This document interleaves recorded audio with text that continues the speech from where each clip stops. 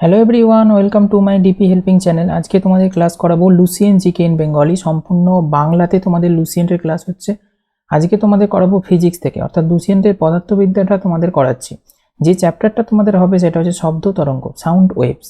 এটা পার্ট 2। এর আগে সাউন্ড ওয়েভসের পার্ট 1 তোমাদের আমি করিয়েছি। লুসিয়েন্টের যে অবজেক্টিভ জেনারেল নলেজ যে বইটা আছে অবজেক্টিভ কোশ্চেনের, এবং তোমাদের লুসিয়েন্টের যে ডেসক্রিপটিভ বইটা আছে, এই দুটো বইয়ের কম্বিনেশনে তোমাদের ক্লাসটা করানো হচ্ছে। সমস্তটা বাংলায় আছে, সাথে ইংরাজিগুলো রেখেছি যাতে প্র্যাকটিস করতে তোমাদের অনেকটা সুবিধা হয়। বাংলাতে লুসিয়েন জিকে খুবই গুরুত্বপূর্ণ। একই জায়গায় সমস্ত ইনফরমেশনটা বাংলায় তোমরা কোনো জায়গায় পাবে না। অবশ্যই তোমরা ক্লাসটা করবে শেষ পর্যন্ত। আশা করি তোমাদের এক্সামে অনেকটাই হেল্প হবে, কেননা লুসিয়েন্ট একটা খুবই গুরুত্বপূর্ণ বই। তাই লুসিয়েন্ট থেকে প্রশ্ন কিন্তু এক্সামে খুবই আসে। ওকে, তোমাদের এই ফিজিক্সের সাথে সাথে আমি কম্পিউটার, হিস্ট্রি, জিওগ্রাফি, বায়োলজি এই ক্লাসগুলো তোমাদের আমি করিয়েছি। ডেসক্রিপশন বক্সে লিঙ্ক আছে বা প্লেলিস্টে গিয়ে তোমরা চেক করো, সেখানে তোমরা অবশ্যই ক্লাসগুলো করবে। আশা করি তোমাদের এক্সামে অনেক প্রশ্ন এখান থেকে কমন পাবে। খুবই গুরুত্বপূর্ণ ক্লাস কিন্তু এইগুলো।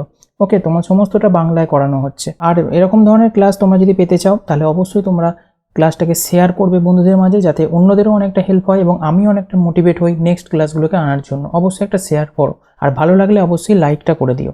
ওকে, তাহলে আজকে শুরু করি শব্দ তরঙ্গ, সাউন্ড ওয়েভস। ওকে, সাউন্ড ওয়েভসের প্রথমেই যেটা আমরা পড়বো শব্দের গতি, অর্থাৎ স্পিড অফ সাউন্ড। ওকে, দেখো এখানে লুসিয়েন্টের যে ডেসক্রিপটিভ বইটা আছে সেই ইনফরমেশনগুলো তোমাদের দিয়েছি, সাথে তোমাদের অবজেক্টিভ কোশ্চেনগুলোও রয়েছে। ওকে, দুটোই তোমাদের প্যারালালি আমি তোমাদের কমপ্লিট করে দিচ্ছি। ওকে, বিভিন্ন মাধ্যমে শব্দের গতি কি হয়, ভিন্ন ধরনের হয়ে থাকে। মাধ্যমটা বিভিন্ন হলে তার গতিটাও হবে ভিন্ন। মাধ্যম বলতে কি, কঠিন, তরল, গ্যাসীয়, এই তিনটে যে মাধ্যম আছে এই মাধ্যমের কথা বলা হয়েছে। তাই বিভিন্ন মাধ্যমে শব্দের গতি ভিন্ন হয়। একটি মাধ্যমে শব্দের গতি মূলত স্থিতিস্থাপকতা এবং মাধ্যমের ঘনত্বের উপর নির্ভর করে। এই লাইনটা কিন্তু মোস্ট ইম্পর্টেন্ট, যে শব্দের গতি মূলত স্থিতিস্থাপকতা এবং মাধ্যমের ঘনত্বের উপর নির্ভর করে। ওকে, ডেনসিটি অফ মিডিয়াম, এই জিনিসটা তোমরা যদি মনে রাখো, এখান থেকে ডাইরেক্ট প্রশ্ন এক্সামে আসে। তোমাদের রেলের এনটিপিসি এবং রেলের গ্রুপ ডি এবং এসএসসির এক্সামগুলোতে এখান থেকে ডাইরেক্ট লাইন তুলে প্রশ্ন কিন্তু আসে। তাই খুব ইম্পর্টেন্ট কিন্তু এই ইনফরমেশানটা। বোঝা গেল? এবার আমরা চলে যাব নেক্সট ইনফরমেশানে। শব্দের গতি কঠিন পদার্থে সর্বোচ্চ হয় এবং গ্যাসে সর্বনিম্ন হয়। এই লাইনটা কিন্তু মোস্ট ইম্পর্টেন্ট, এখান থেকেও ভালোই প্রশ্ন আসে কিন্তু এক্সামে। Speed of sound is maximum in solids. Solids বলতে কি, কঠিনে। কঠিনে হচ্ছে ম্যাক্সিমাম হয়, সর্বোচ্চ হয় শব্দের গতি, এবং গ্যাসেতে মিনিমাম ইন গ্যাসেস, অর্থাৎ গ্যাসেতে সর্বনিম্ন হয়। এইটা কিন্তু ভালো করে মনে রাখবে, এখান থেকে শর্ট প্রশ্ন আসে। আরেকটা ইনফরমেশন দেখো, শব্দ যখন এক মাধ্যম থেকে অন্য মাধ্যমে প্রবেশ করে তখন এর গতি ও তরঙ্গদৈর্ঘ্য পরিবর্তিত হয়, কিন্তু কম্পাঙ্ক অপরিবর্তিত থাকে। এই ইনফরমেশনটা থেকেও কিন্তু প্রশ্ন আসে। কি বললাম, শব্দ যখন একটা মাধ্যম থেকে অন্য মাধ্যমে যায়, অর্থাৎ ধরো কঠিন মাধ্যমে শব্দ চলছে, তারপরই সেটা তরল মাধ্যমে গেল, তাহলে কি হবে, তখন গতি ও তরঙ্গদৈর্ঘ্য পরিবর্তিত হবে, কিন্তু কম্পাঙ্কের অর্থাৎ ফ্রিকোয়েন্সির কোনো পরিবর্তন হবে না। সেটা যেমন ছিল তেমনই থাকবে, ফ্রিকোয়েন্সিটা সেম থাকবে, কিন্তু তার স্পিডটা এবং তরঙ্গ দৈর্ঘ্যটা, ওয়েভ লেন্থ আর স্পিড, এই দুটো চেঞ্জ হয়ে যাবে, কিন্তু ফ্রিকোয়েন্সিটা কোনো রকম চেঞ্জ হবে না। এই ইনফরমেশনটা কিন্তু মনে রাখবে, মাধ্যম চেঞ্জ হলে এই ঘটনাটা ঘটে থাকে। আর একটা ইনফরমেশন দেখো, একটি মাধ্যমে শব্দের গতি ফ্রিকোয়েন্সি থেকে স্বাধীন, অর্থাৎ ফ্রিকোয়েন্সি মানে হচ্ছে তোমার কম্পাঙ্ক, কম্পাঙ্ক থেকে হচ্ছে স্বাধীন থাকে। যে কোনো একটা মাধ্যমে শব্দের গতি কম্পাঙ্ক থেকে স্বাধীন হয়। In a medium the speed of sound is independent of frequency.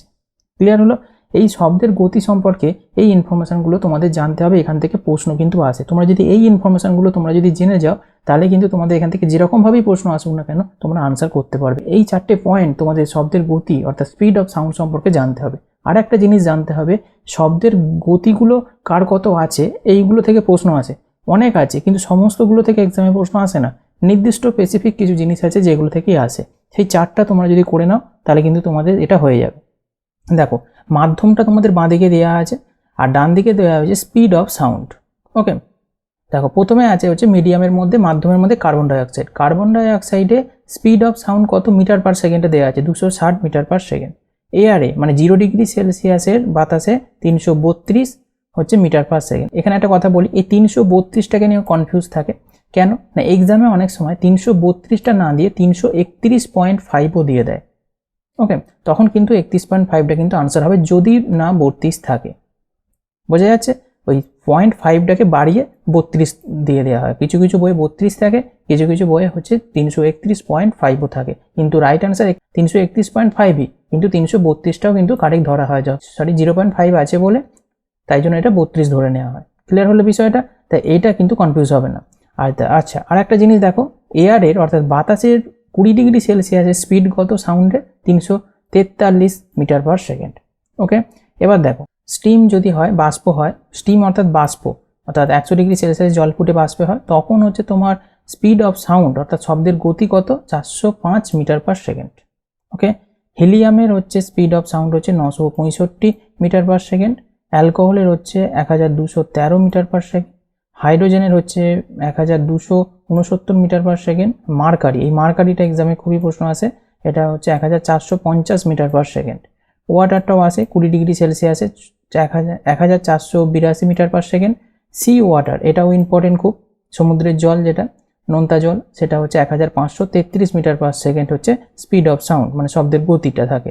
কপারে থাকে হচ্ছে 3560 মিটার পার সেকেন্ড, আয়রনে থাকে 5130 মিটার পার সেকেন্ড, গ্লাস অর্থাৎ কাঁচেতে থাকে হচ্ছে 5640 মিটার পার সেকেন্ড। এই কাঁচ থেকেও কিন্তু প্রশ্নটা খুবই আসে এক্সামে।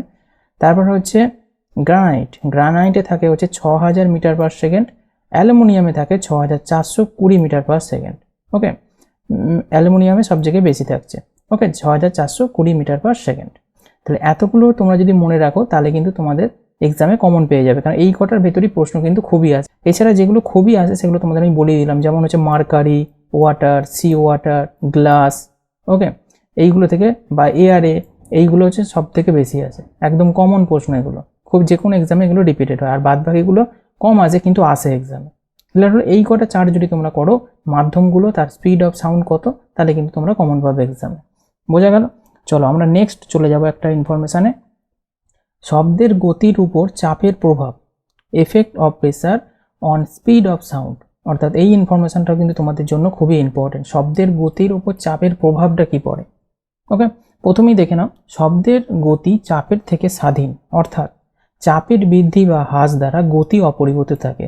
চাপ তুমি বৃদ্ধি করো আর হ্রাসই করো, তাতে গতির কোনো পরিবর্তন হবে না, গতি যেমন ছিল তেমনই থাকবে, অর্থাৎ স্পিড হচ্ছে তোমার সেম থাকবে। এখান থেকে প্রশ্ন আসে কিন্তু বিভিন্নভাবে ঘুরিয়ে, কিন্তু যদি এই ইনফরমেশনটা জেনে রাখো যে চাপের বৃদ্ধি বা হ্রাস দ্বারা গতি কোনো রকম পরিবর্তন হয় না, তাহলে কিন্তু তোমরা সমস্ত ধরনের প্রশ্নগুলো আনসার করতে পারবে। আরেকটা ইনফরমেশন দেখো, বায়ুতে শব্দের গতির ওপর চাপের প্রভাব হলো কি? এখান থেকেও এইভাবে প্রশ্ন আসে, ডাইরেক্ট লাইন তুলে, বায়ুতে শব্দের গতির ওপর চাপের প্রভাব কি, এরকম ধরনের ডাইরেক্ট প্রশ্ন আসে। তাই সেই চাপের প্রভাবটা হলো শব্দ বৃদ্ধির গতি চাপের বর্গক্ষেত্রের সমানুপাতিক। কি বললাম?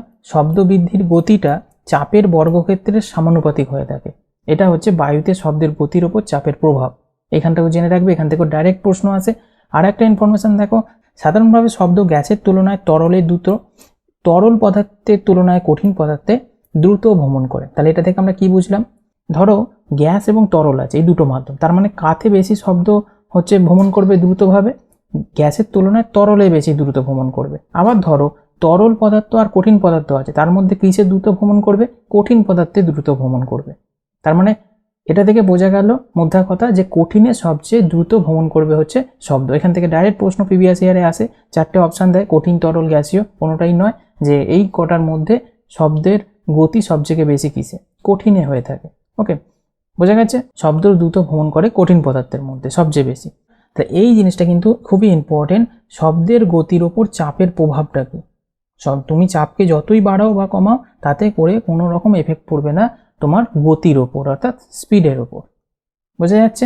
শব্দের গতির ওপর চাপের প্রভাব এইটাই মোস্ট ইম্পর্টেন্ট। কিন্তু এই টপিকটা, প্রত্যেকটা টপিক তোমাদের লুসিয়েন্টে রয়েছে, ইংলিশগুলো তোমাদের পাশে আমি দিয়েছি, পাশে বাংলাগুলো তোমাদের করাচ্ছি, আশা করি এক্সামে তোমাদের অনেকটাই হেল্প হবে।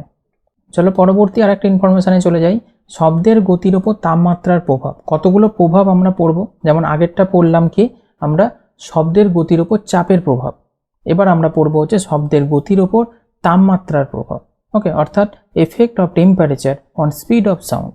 কি বলছে এখানে দেখো, মাধ্যমের তাপমাত্রা বৃদ্ধির সাথে সাথে শব্দের গতি বৃদ্ধি পায়। দেখো আগেরটায় তোমার স্পিড কোনো রকম পরিবর্তন হচ্ছিল না, চাপ বাড়াও বা কমো, কিন্তু এখানে দেখো মাধ্যমের তাপমাত্রা বৃদ্ধির সাথে সাথে শব্দের গতি কিন্তু বৃদ্ধি পেয়ে যাচ্ছে।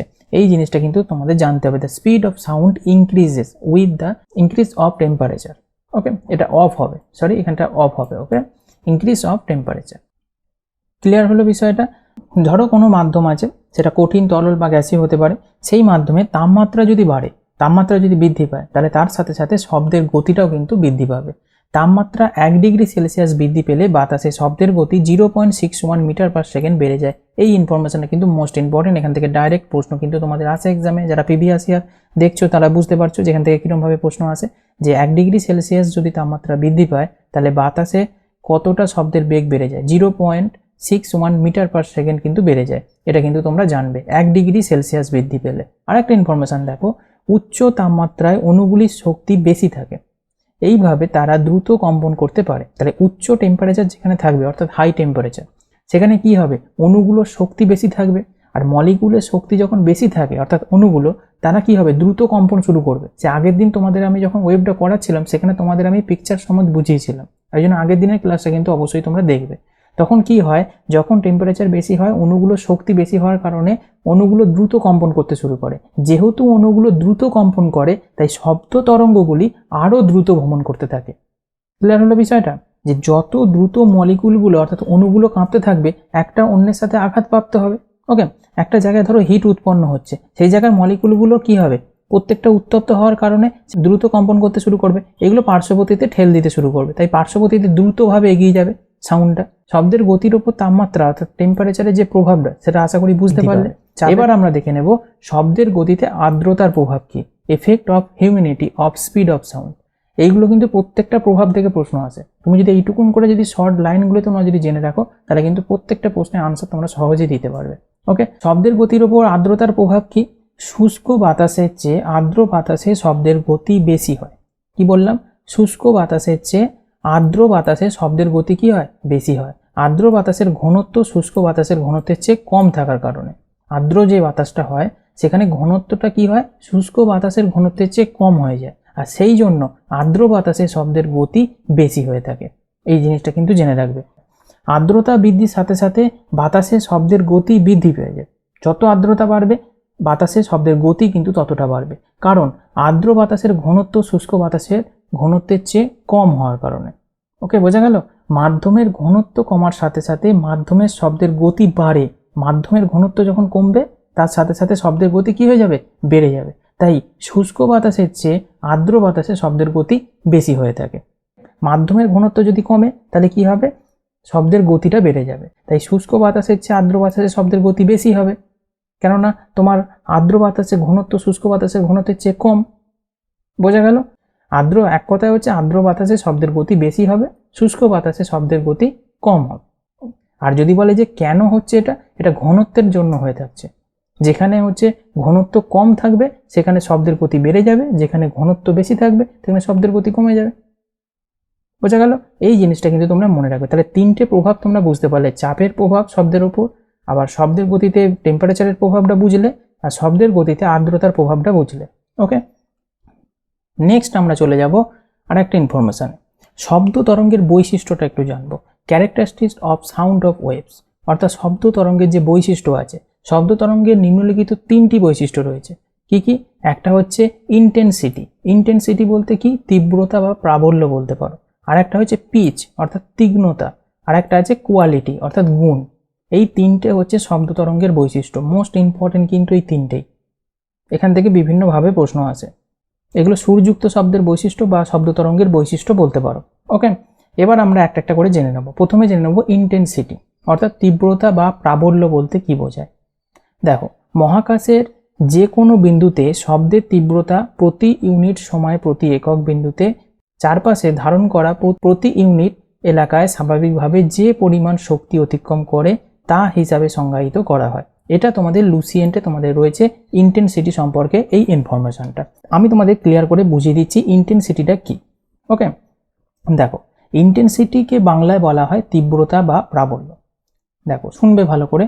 যে বৈশিষ্ট্যের জন্য আমরা ক্ষীণ শব্দ থেকে জোরালো শব্দের পার্থক্য বুঝতে পারি, তাকে আমরা তীব্রতা বা প্রাবল্য বলবো। আশা করি বুঝতে পারলে। কি বললাম? যে বৈশিষ্ট্যের জন্য আমরা মানে ক্ষীণ শব্দ, অর্থাৎ ক্ষীণ বলতে কি একদম হালকা শব্দ থেকে একদম জোরালো শব্দের মধ্যে যে পার্থক্যটা আমরা যে বুঝতে পারি সেটাকেই বলা হয় তীব্রতা বা প্রাবল্য। আশা করি এবার তোমরা বুঝতে পেরেছো।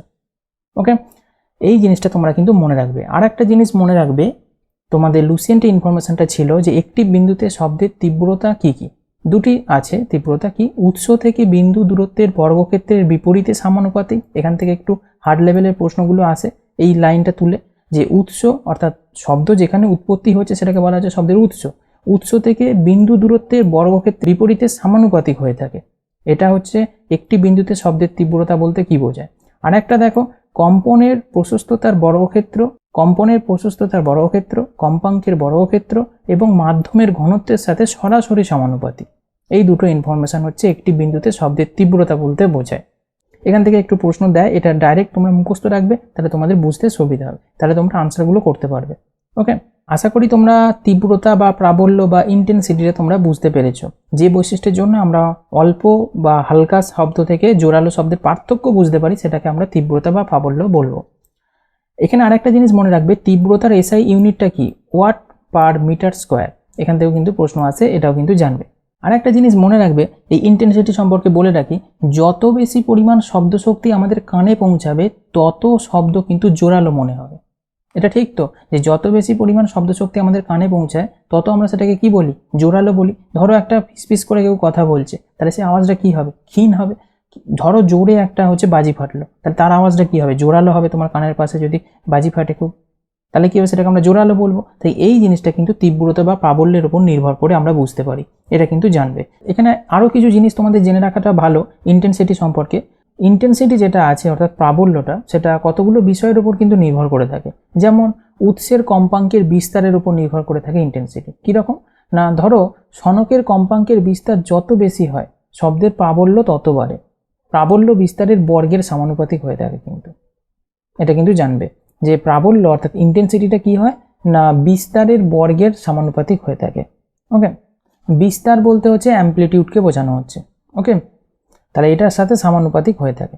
আর একটা ধরো সনকের আকারের উপর হচ্ছে নির্ভর করে হচ্ছে ইন্টেন্সিটি। সনক কি, আগের দিন তোমাদের আমি বলেছিলাম শব্দের উৎসকে সনক বলা হয়, যেখান থেকে শব্দের উৎপত্তি হয় সেটাকে বলা হয় সনক। অর্থাৎ ধরো একটা ঘন্টা আছে, তুমি বাজিয়ে দিলে, এই ঘন্টার আওয়াজটা কোথা থেকে বেরোচ্ছে, ঘন্টা থেকে আসছে, তার মানে ঘন্টাটা হচ্ছে সনক। যেখান থেকে শব্দের উৎপত্তি হচ্ছে সেইখানটাকে বলা হয় সনক। এই সনকের আকারের উপর নির্ভর করে কিন্তু ইন্টেন্সিটি। সনকের আকার যত বড় হবে উৎপন্ন শব্দ তত বেশি পরিমাণ শক্তির মাধ্যমে সঞ্চালিত করতে পারবে এবং শব্দকে খুব জোরালো করতে পারবে। এর উপরও কিন্তু নির্ভর করে ইন্টেন্সিটিটা। আর একটা জিনিসের উপর নির্ভর করে সনক থেকে শ্রোতার দূরত্ব কতটা, অর্থাৎ শব্দের উৎপত্তি যেখানে হচ্ছে সেখান থেকে যে ব্যক্তি শুনছে তার দূরত্ব কতটা আছে। ধরো তোমার পার্শ্ববর্তীতে কেউ হচ্ছে একটা বাজি ফাটালো, তার আওয়াজটা যতটা জোরালো হবে তোমার কানে পৌঁছাবে, তার থেকে তুমি যদি 10 ফুট দূরে থাকো তাহলে কিন্তু তোমার হচ্ছে আওয়াজটা কানে কম পৌঁছাবে। তাই এই সনক থেকে যে শ্রোতার যে দূরত্ব, অর্থাৎ শব্দের উৎপত্তি থেকে শ্রোতার যে দূরত্ব, এই দূরত্বটার উপর নির্ভর করে কিন্তু এই তীব্রতা বা হচ্ছে তোমার ইন্টেন্সিটি বা প্রাবল্য। ওকে, আর একটা জিনিসের উপর নির্ভর করে মাধ্যমের ঘনত্বের উপর। কীরকম না, মাধ্যমের ঘনত্ব যত বেশি হবে শব্দের প্রাবল্য তত বাড়বে। একটু আগে তোমাদের আমি বলছিলাম যে মাধ্যম বলতে 3টে মাধ্যম, কঠিন, তরল, গ্যাসীয়। এই মাধ্যমের মধ্যে যে কোনো মাধ্যমের ঘনত্ব যদি বেশি হয়ে থাকে তাহলে কিন্তু শব্দের প্রাবল্য বা ইন্টেন্সিটিটা তত বেড়ে যাবে। আশা করি তোমাদের ইন্টেন্সিটিটা ক্লিয়ার হয়েছে। তোমাদের লুসিয়েন্টে এই ইনফরমেশনটা রয়েছে। তীব্রতার কারণে একটি শব্দ কানে উচ্চস্বরে বা অস্পষ্ট হয়। একটু তোমাদের এই জিনিসটা আমি বুঝিয়ে দিয়েছি কি করে উচ্চস্বরে হয় বা কি করে অস্পষ্ট হয়। যত দূরে চলে যাবে সনক থেকে তত অস্পষ্ট হবে, সনকের কাছে থাকলে তাহলে কি হবে, তীব্রতাটা বাড়বে। এটা তোমাদেরকে আমি বুঝিয়ে দিলাম। আসলে কানে অনুভূত শব্দের সংবেদনকে উচ্চতা নামক আরেকটি শব্দ দ্বারা পরিমাপ করা হয়, যা শব্দের তীব্রতা এবং কানের সংবেদনশীলতার উপর নির্ভর করে। সেটা তোমাদের একটু আগে ডিটেলসে বোঝালাম। আর উচ্চতার একক হলো বেল, এটা জেনে রাখবে।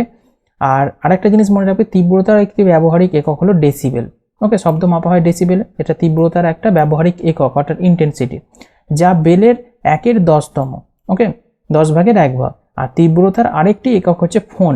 ওকে, এই যে তোমাদের ইংলিশ টার্মটা পাশে তোমাদের রয়েছে, এটা লুসিয়েন্টে তোমাদের এই ইনফরমেশনগুলো কিন্তু রয়েছে। ওকে, আশা করি তোমাদের ইন্টেন্সিটিটা একদম ক্লিয়ার হয়েছে। এবার আমরা চলে যাব হচ্ছে নেক্সট হচ্ছে শব্দ তরঙ্গের বৈশিষ্ট্যের মধ্যে কি রয়েছে, পিচ রয়েছে। এতক্ষণ আমরা পড়লাম ইন্টেন্সিটি, এবার আমরা পড়ে যাবো পিচটা। পিচ বলতে কি বোঝায় দেখো, পিচ বলতে বোঝায় হচ্ছে তীক্ষ্ণতা। বাংলায় বলা হয় পিচকে তীক্ষ্ণতা। ওকে, দেখো কি বলছে, তীক্ষ্ণতা শব্দের সেই বৈশিষ্ট্য যা একটি তীক্ষ্ণ শব্দকে একটি গভীর শব্দ থেকে আলাদা করে। তীক্ষ্ণতা কম্পাঙ্কের উপর নির্ভর করে। উচ্চ কম্পাঙ্কে উচ্চতর হবে তীক্ষ্ণতা এবং শব্দ উগ্র হবে, কিন্তু নিম্ন কম্পাঙ্কে তীব্রতা কম হবে এবং শব্দ গভীর হবে। তাহলে তীক্ষ্ণতা অ্যাকচুয়ালি কি? দেখো, তোমাদের এক কথায় যদি বলো তীক্ষ্ণতা কি, সুরযুক্ত শব্দের যে বৈশিষ্ট্যের জন্য একই প্রাবল্যের মোটা, গম্ভীর বা খাদের মধ্যে যে সরু চড়া শব্দের যে পার্থক্য বোঝা যায় তাকে আমরা তীক্ষ্ণতা বলে থাকি। অর্থাৎ ধরো কোনো মানুষের গলার আওয়াজ খুব সরু আর কোনো মানুষের গলার আওয়াজ খুবই গম্ভীর ধরনের হচ্ছে, তাহলে এই যে ডিফারেন্সটা তোমরা করতে পারছো, এটা কিসের ওপর? এটা কোন শব্দ তরঙ্গের বৈশিষ্ট্যের উপর তোমরা করতে পারছো? এটা পিচের ওপর তোমরা করতে পারছো, অর্থাৎ তীক্ষ্ণতার উপর, যে তার গলার আওয়াজটা সরু নাকি মোটা। ওকে, এই যে পার্থক্যটা তোমরা করতে পারছো এটাকে আমরা পিচ বা তীক্ষ্ণতা বলে থাকি। আশা করি তোমরা বুঝতে পেরেছো। ওকে, তাহলে তীব্রতা কোনটা ছিল না, অল্প আওয়াজ অর্থাৎ ক্ষীণ আওয়াজ থেকে জোরালো শব্দের মধ্যে যে পার্থক্য সেটা হচ্ছে ইন্টেন্সিটি ছিল। আর তাহলে পিচটা তাহলে কি হলো? পিচটা হচ্ছে তোমার গলার যে গাম্ভীর্য, মোটা ধরনের যে আওয়াজটা সেটা, এবং সরু ধরনের গলার যে আওয়াজ, এই দুটোর মধ্যে যে ডিফারেন্স, এইটাকে আমরা পিচ বলে থাকি। আশা করি তোমাদের ক্লিয়ার হয়েছে। এখানে আরেকটা জিনিস মনে রাখবে, যে লাইনটা তোমাদের দিয়েছে না লুসিয়েন্টে, তীক্ষ্ণতা কম্পাঙ্কের উপর নির্ভর করে, এই লাইনটা কিন্তু খুব ইম্পর্টেন্ট। তীক্ষ্ণতা হচ্ছে তোমার কম্পাঙ্কের উপর কিন্তু নির্ভর করে থাকে। পিচ ডিপেন্ড আপন ফ্রিকোয়েন্সি, ফ্রিকোয়েন্সির উপর কিন্তু তীক্ষ্ণতা নির্ভর করে। ওকে, বোঝা গেল? এই যে এখানে আরেকটা জিনিস বলা ছিল না, উচ্চ কম্পাঙ্কে উচ্চতর হবে তীক্ষ্ণতা, মানে কম্পাঙ্ক যদি বেশি হয় আর ফ্রিকোয়েন্সিটা যদি বেশি হয় তাহলে কিন্তু তীক্ষ্ণতা অর্থাৎ পিচটা কিন্তু বেশি হবে। ওকে, আর শব্দটাও হবে খুব উগ্র ধরনের। ওকে, লাউড হবে। ওকে, আর নিম্ন কম্পাঙ্ক যদি হয়, কম্পাঙ্কটা যদি কম হয় তাহলে তীক্ষ্ণতাটাও কিন্তু কম হবে, অর্থাৎ পিচটা কমে যাবে এবং শব্দ হচ্ছে উগ্র হবে না, শব্দটা খুব গভীর হয়ে যাবে। ওকে, এটা কিন্তু জেনে রাখবে। মানে এক কথায় কম্পাঙ্ক বাড়লে তীক্ষ্ণতা বাড়বে, এই জিনিসটা জেনে রাখবে। মানে তীক্ষ্ণতা কম্পাঙ্কের উপর নির্ভর করে, এখান থেকে প্রশ্ন আসে বলে বারবার তোমাদেরকে এই জিনিসটা বলছি।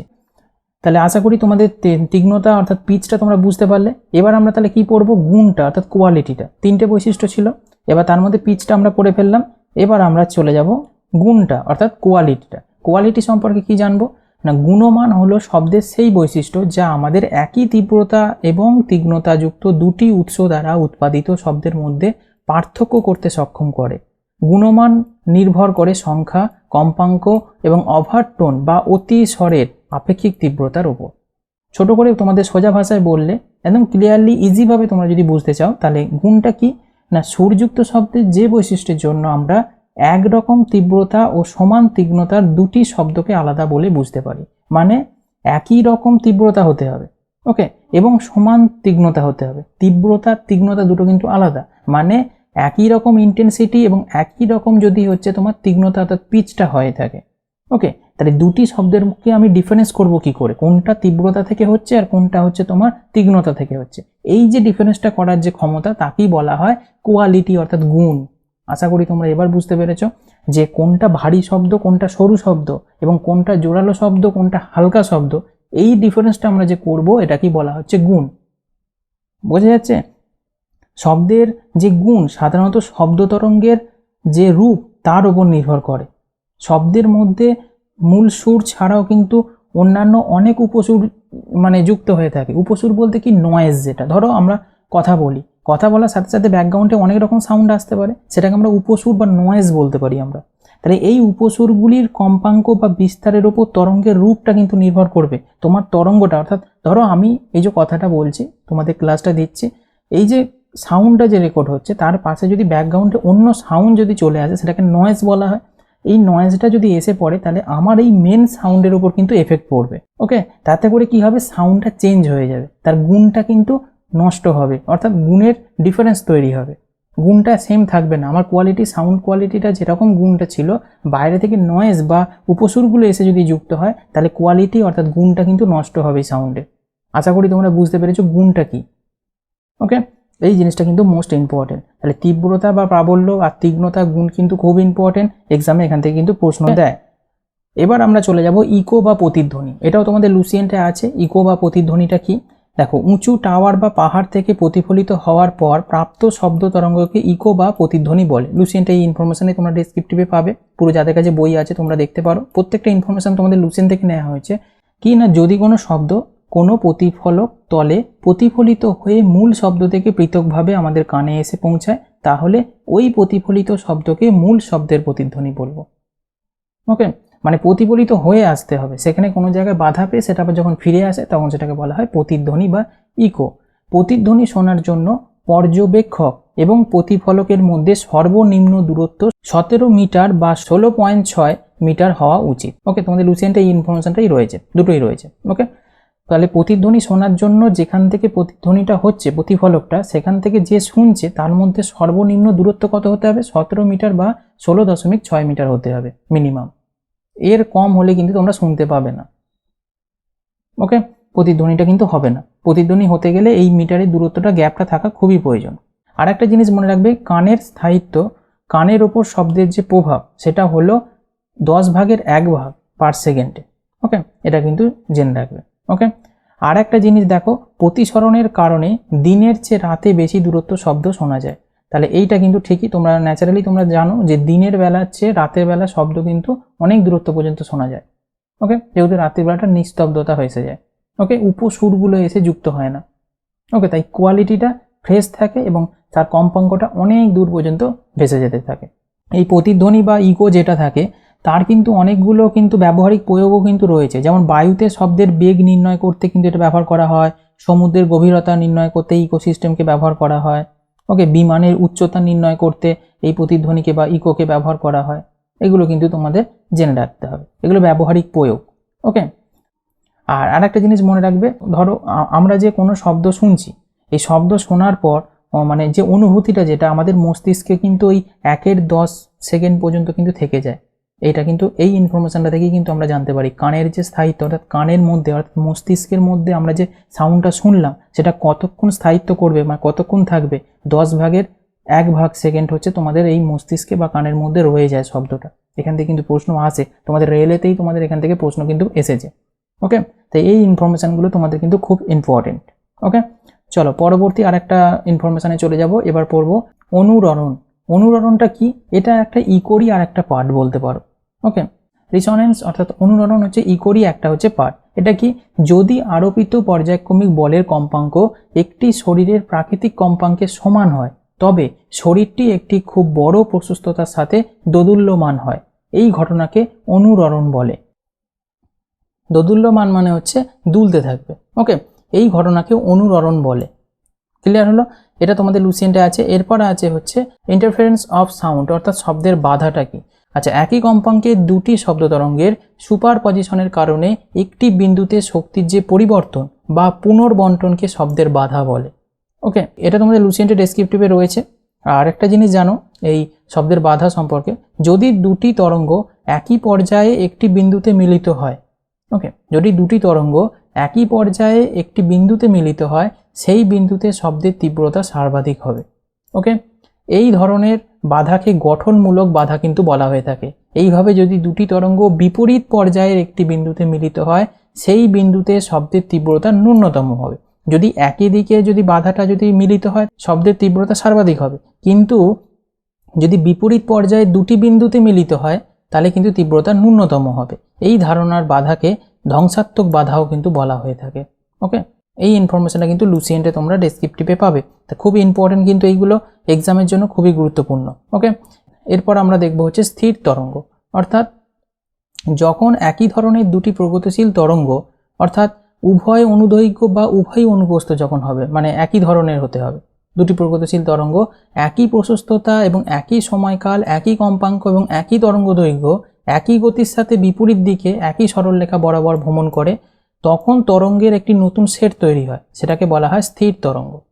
ওকে, স্টেশনারি ওয়েভস অর্থাৎ স্থির তরঙ্গ।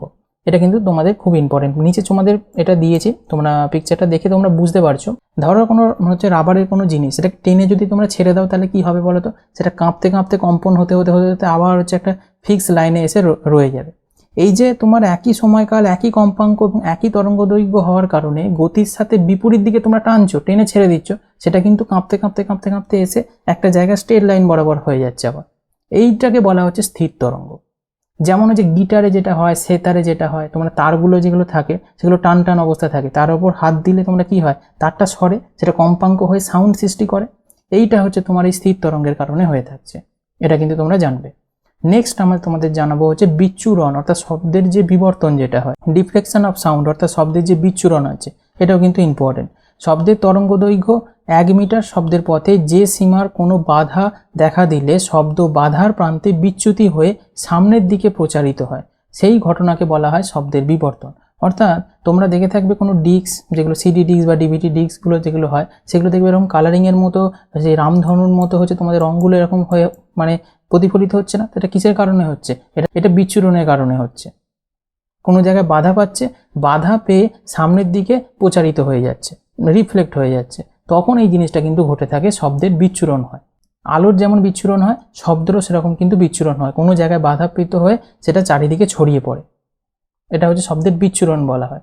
ওকে, এই যে সিডি ডিস্কে যেমন তোমার আলোটা বিচ্ছুরিত হয়ে এরকম কালারফুল সৃষ্টি করে, ঠিক সেরকমই হচ্ছে তোমার শব্দেরও কিন্তু বিচ্ছুরণ হয়ে বিভিন্ন দিকে সাউন্ডটা ছড়িয়ে পড়ে, এই জিনিসটা কিন্তু তোমরা জেনে রাখবে।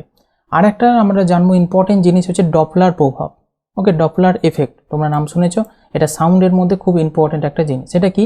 শব্দের উৎস এবং পর্যবেক্ষকের মধ্যে আপেক্ষিক গতি থাকলে পর্যবেক্ষকের শোনা শব্দের আপাত কম্পাঙ্ক উৎস থেকে নির্গত শব্দের প্রকৃত কম্পাঙ্ক থেকে আলাদা, এই ঘটনাটিকে ডপলার প্রভাব বলা হয়। এটা তোমাদের লুসিয়েন্টে রয়েছে। আশা করি কেউ বুঝতে পেরেছো, কেউ বুঝতে পারোনি, কোনো চিন্তা নেই, আমি তোমাদের বুঝিয়ে দিচ্ছি সোজা ভাষায়। আর একটা জিনিস মনে রাখবে, 1842 সালে ডপলার এই ঘটনাটা কিন্তু বর্ণনা করেছিলেন, এটাও কিন্তু জেনে রাখবে। দেখো, ডপলার এফেক্টটা অ্যাকচুয়ালি কি?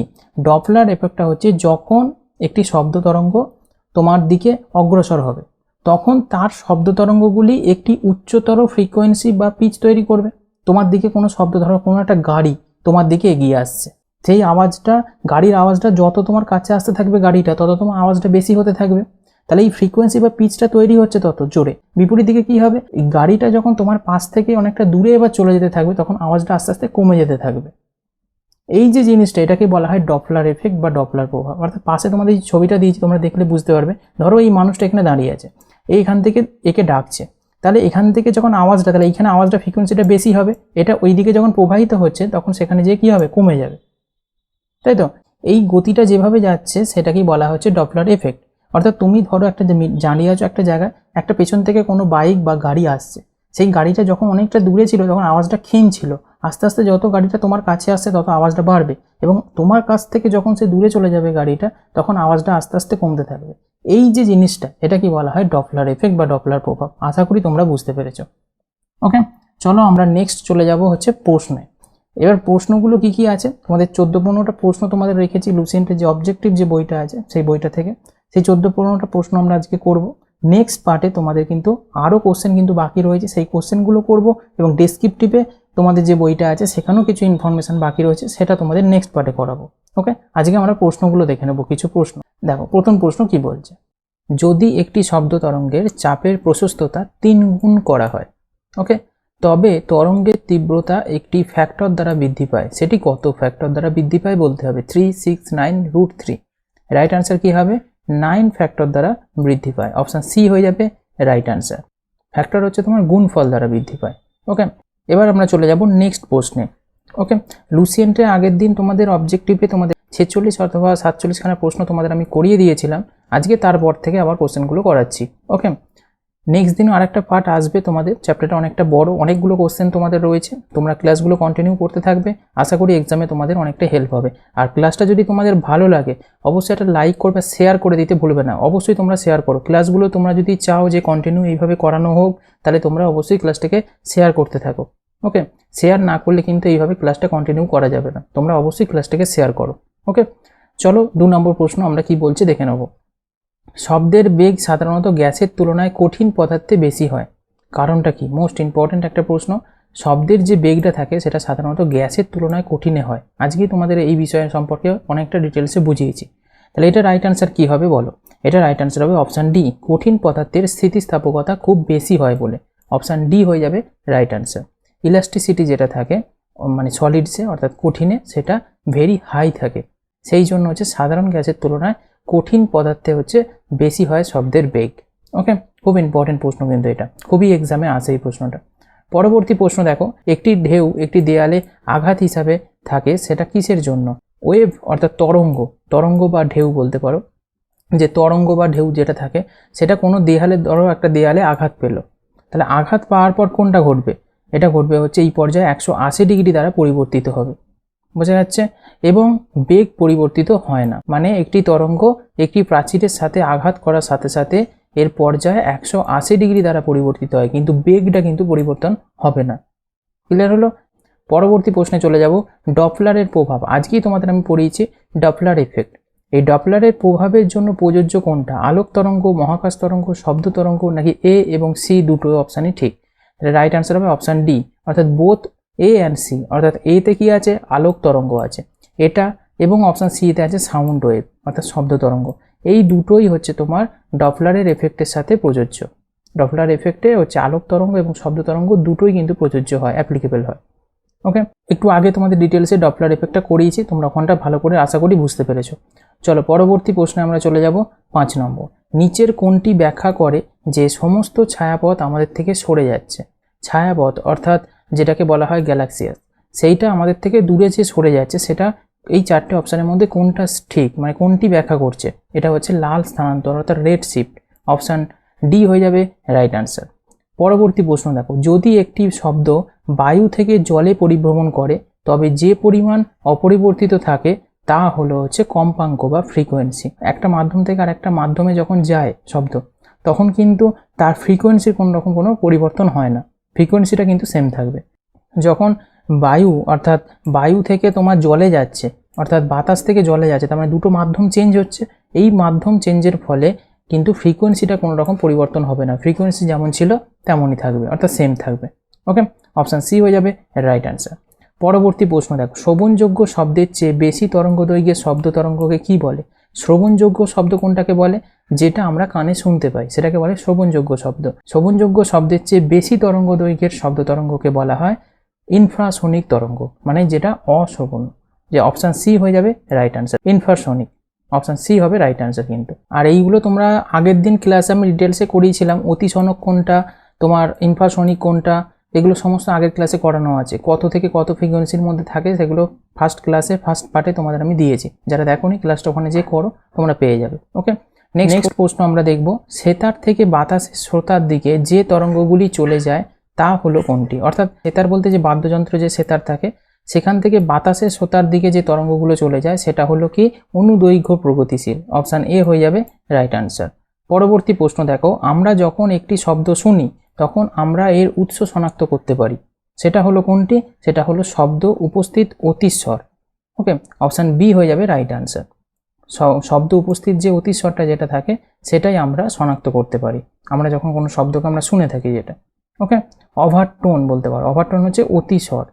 ওকে, পরবর্তী প্রশ্ন দেখো, বাতাসে শব্দের বেগ বলতে 5টা তোমাদের অপশান দিয়েছে, এর মধ্যে রাইট অ্যান্সার কোনটা হবে বলতে হবে। তাপমাত্রার সঙ্গে বৃদ্ধি পায়, তাপমাত্রার সাথে হ্রাস পায়, চাপের সঙ্গে বৃদ্ধি পায়, চাপ থেকে স্বাধীন, নাকি তাপমাত্রা থেকে স্বাধীন। তাহলে বাতাসে শব্দের বেগ সম্পর্কে কোনটা সঠিক? এটা অপশান ডি সঠিক হবে, শুধুমাত্র 1 and 4 অর্থাৎ তাপমাত্রার সাথে বৃদ্ধি পায় আর হচ্ছে চাপ থেকে স্বাধীন থাকে। ওকে, ইন্ডিপেন্ডেন্ট অফ প্রেসার, এই দুটো হচ্ছে সঠিক বাতাসে শব্দের বেগ সম্পর্কে। 1 এবং 4 হচ্ছে সত্য। ক্লিয়ার হয়েছে? আশা করি তোমরা বুঝতে পেরেছো। পরবর্তী প্রশ্নে চলে যাবো 11 নম্বর। বিট হয় যে কারণে, বিট বলতে শব্দের যে বিটের কথা বলা হচ্ছে, এই বিটটা কিসের কারণে হয়? এটা হচ্ছে ব্যতিচারের কারণে হয়। অপশান এ হয়ে যাবে রাইট অ্যান্সার, ইন্টারফারেন্স অর্থাৎ ব্যতিচারের কারণে হয়ে থাকে। ওকে, পরবর্তী প্রশ্নে আমরা চলে যাব 12 নম্বর। সোনোমিটার তারে যে ধরনের তরঙ্গ উৎপন্ন হয় তা হলো কোনটি? সোনোমিটার তারে হচ্ছে যে ধরনের তরঙ্গ উৎপন্ন হয় সেটা হলো তির্যক অপরিবর্তনীয়। অপশান ডি হয়ে যাবে রাইট অ্যান্সার। ওকে, ট্রান্সভার্স হচ্ছে বলা হয়ে থাকে। ওকে, পরবর্তী প্রশ্নে আমরা চলে যাব 13 নম্বর। তাপমাত্রা বৃদ্ধির সাথে সাথে একটি অর্গান পাইপ থেকে শব্দের প্রবণতা হ্রাস পায়, বৃদ্ধি পায়, অপরিবর্তিত থাকে, নাকি ভুলভাবে পরিবর্তিত হয়?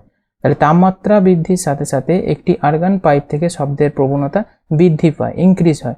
অপশান বি হয়ে যাবে রাইট অ্যান্সার। একটি স্থির অনুদৈর্ঘ্য তরঙ্গে নোটগুলি হলো ন্যূনতম চাপ পরিবর্তন, সর্বোচ্চ চাপ পরিবর্তন, সর্বনিম্ন চাপ, সর্বোচ্চ চাপ পরিবর্তন।